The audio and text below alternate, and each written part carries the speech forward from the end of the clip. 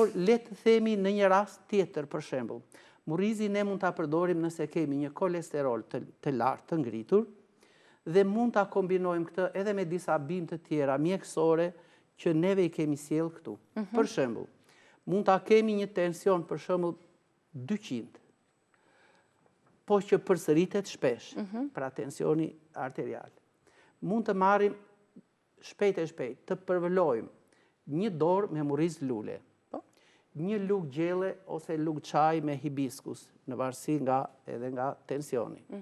Mund të hedhim në të ose mollë të egra, ose pak vjeshtull bredhi, pak 3-4 gjethe vjeshtull bredhi nga kjo viskum album, një dorë me mollë të egra, i lëm ato 10 minuta për shembull, ndërkohë që bëjmë këtë çajin, vendosim dhe këmbët në ujin e nxehtë, mund të marrim edhe një thelb hudër që ta mbajmë, te ky çaj pasi e kullojmë që ta pim, mund të shtrydhem edhe pak lëng limoni.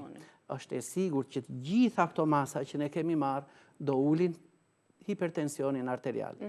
Tani, këtë e përdorëm, e kemi ullur tensionin, ndërkohë të nesër sërish do ta përdorim çajin, mund ta ripërdorim përsëri dhe nuk bëjmë asnjë gjë të keqe. Qartë.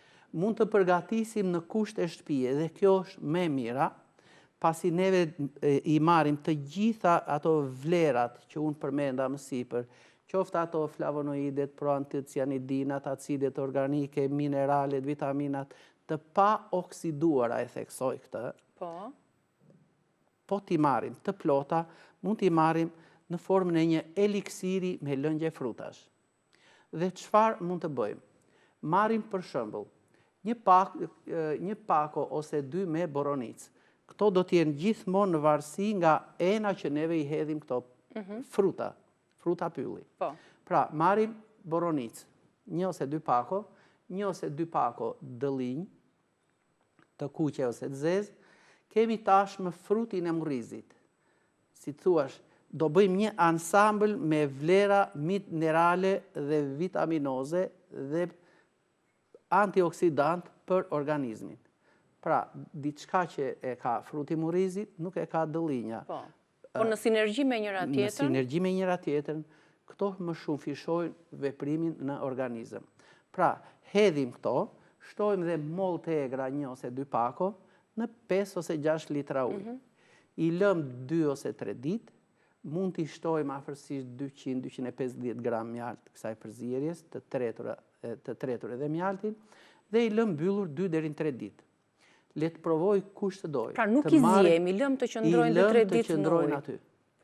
Do të vëmë re që pak e nga pak, do të çlirojnë. Këto do të çlirojnë, ai ujë do të bëhet një eliksiri i kënaqshëm që 2-3 ditë e para. Dhe për 2 javë afërsisht bëjmë këtë proces.